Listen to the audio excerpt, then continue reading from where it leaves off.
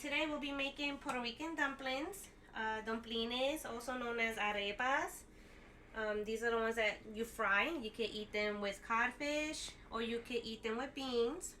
So right now I just sifted 2 cups of flour into this bowl. And we'll go ahead and add half a teaspoon of baking powder.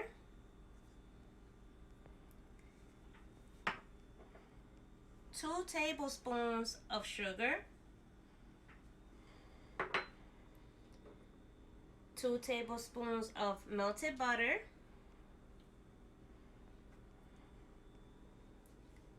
and a large pinch of salt. So I'll say probably 1/4 teaspoon of salt.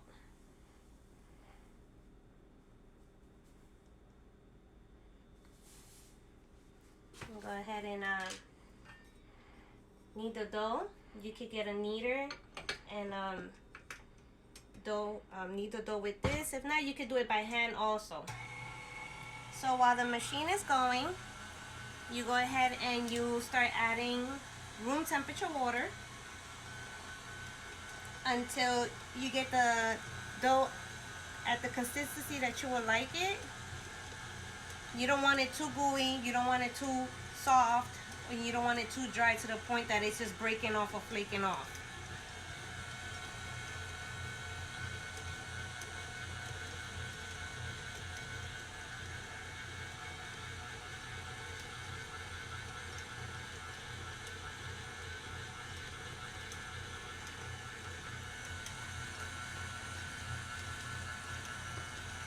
Every now and then, just stop it, check your dough, see how it's going. See, like right now, the dough is at the point where I don't need any more water.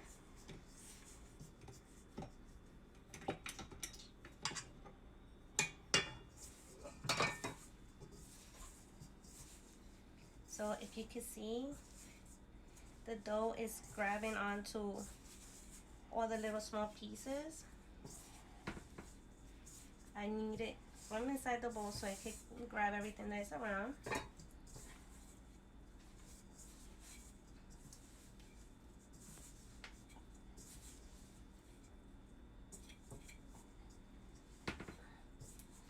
If your dough is sticking to your fingers like this, it's okay. Now, if it's sticking way too much to the point that you cannot unstick it from your hand, then it's a problem. You will have to add more flour. But if it's just like how this one is, that it's just gripping on and it falls off, then your dough is good. So it should be kind of soft, but not soft to the point that, you see, it's not sticking to the other hand. But on this one, of course, it's going to be sticking because this hand is wet. So you'll go ahead and knead it a little bit by hand. And then the trick to getting the dough at the right point is to cover it with a towel and put it somewhere warm but not hot, and let the dough sit for half an hour. 30 minutes, let it sit and rest. And then once the 30 minutes are passed or over, you can go ahead and fry your dumplings. So this is a technique that I do. This is how I like to do my domplines. I take a cold butter, I rub it between my hands, and then I just go ahead and rub it onto the dough. So this is like 1 teaspoon of butter that I'm rubbing on the dough. And as I'm rubbing it, I'm massaging it into the dough, making sure that it's incorporated into it. But don't just leave the chunk in there, just rub it. You see how the dough is soft, but it's not gooey to the point that it's really sticking to my hands or anything like that. So go ahead and finish rubbing the butter in your hands, warming it up like this, and then just rub it. And then put it back in the bowl. And with a kitchen towel, go ahead and cover it and let it rest for 30 minutes. Okay, so after the 30 minutes of resting, your dough should be soft. and ready to be molded to then get fried. So basically you're going to take a piece, like a handful. If you have a rolling pin, you can roll it out, or if you want, you can do it with your hands. Since the dough is so soft, you really don't have to do much to it as far as stretching it out or getting it into shape. It's really easy to handle. Now, if you make your dough thin, you can go ahead and make your dough thin. Or if you want, you can make it, like a little bit thick, but not too thick. You don't want a really fat dumpling. You will see what I mean by that once I start frying it. You will see how it would like rise or blow up once you see it start frying.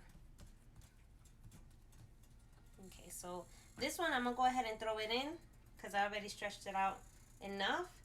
I don't want it too thin because I still want to have the thickness, but not too thick either. And there it goes. It's rising.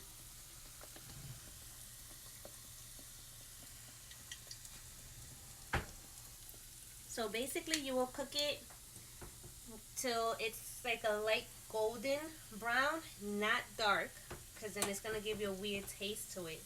So you want a light golden brown color to it.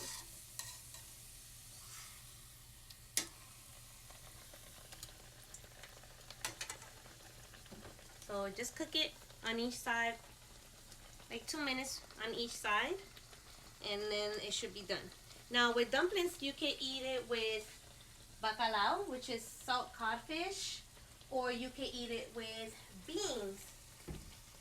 So like the previous video,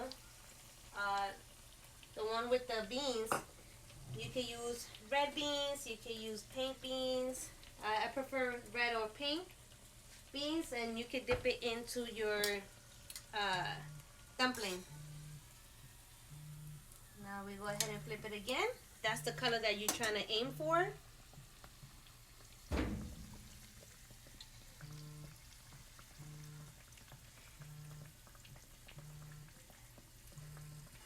Okay, and when you take them out, make sure you drain them on a paper towel.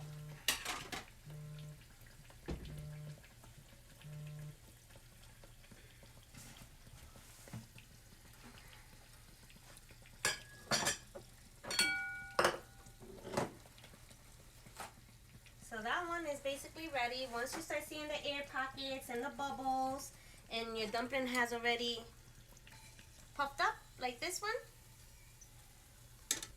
you can cook it on each side, like I said, for 2 minutes, making sure that it doesn't get burned. You don't want it too crispy, you don't want it to dry out. This one is ready to be taken out on the paper towel and let it drain. That's a dumpling, a fried dumpling or a fried arepa, un dumpling frito. I'm gonna go ahead and make one more. I'm gonna show you a thinner version of it so you can go ahead and see how it looks once it gets really thin and how it looks when you fry it. So if you want it thinner, you can go ahead and use a rolling pin. Roll it out thin. Make sure you stretch it out as much as possible if you want a bigger dumpling. And this one, you will see how it will fry.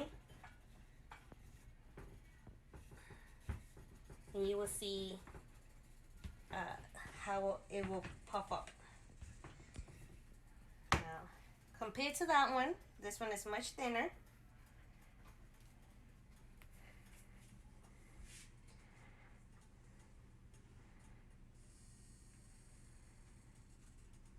The shape is okay. Don't worry about so much the shape.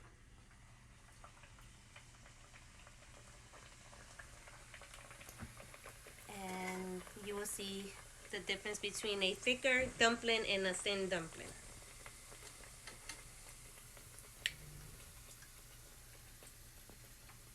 There it goes, it's airing out. You can see the air bubble inside, which is a good sign.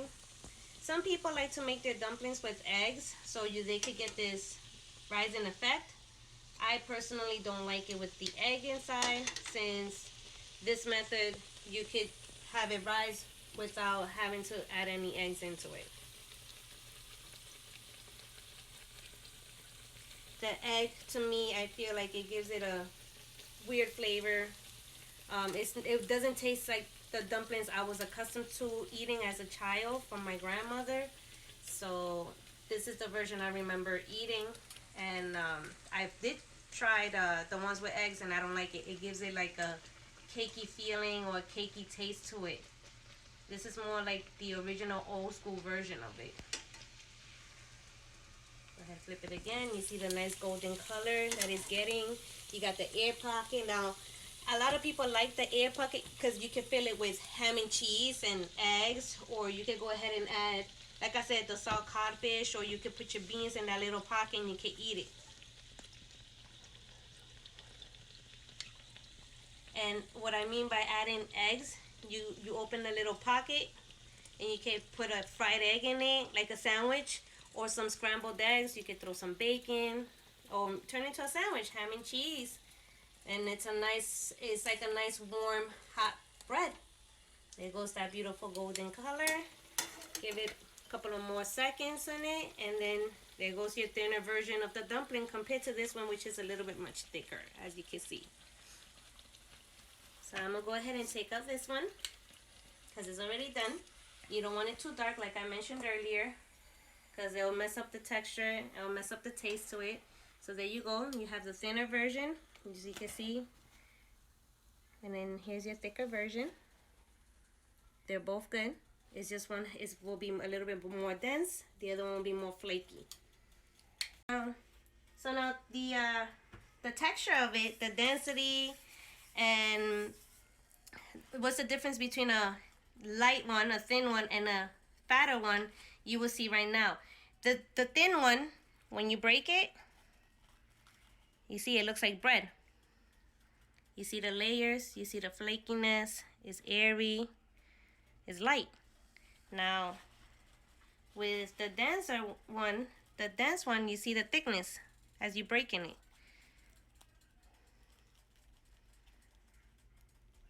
It's more dense, it's not as flaky. It's more like bread. This one is like a more lighter pastry kind of form of it. So there goes the difference of two dumplings. They're both delicious, either dense or thin, however you like it. Like I said, if you want it dense, don't roll it out too much, leave it thick. And if you want it thin and flaky, then roll it out, stretch it out to as thin as possible for it to be flaky.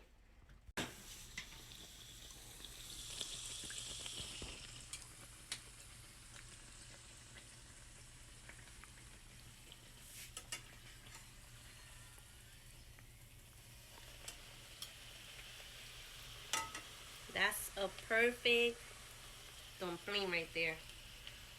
And now I'm going to show you how you serve or how you eat the dumplings. Okay guys, so it should be the final touch should be like this. So this here is your dumpling. Nice and volado, like how Puerto Ricans like to say. And here's your habichuela guisada, rosada, like in the previous video that I showed you. And basically what you do is you break off a piece, you can dip it in there, or you can work it with a spoon, eat it, or scoop it with the dumpling and eat it. And that's it could be a lunch or a dinner. There you go, and enjoy.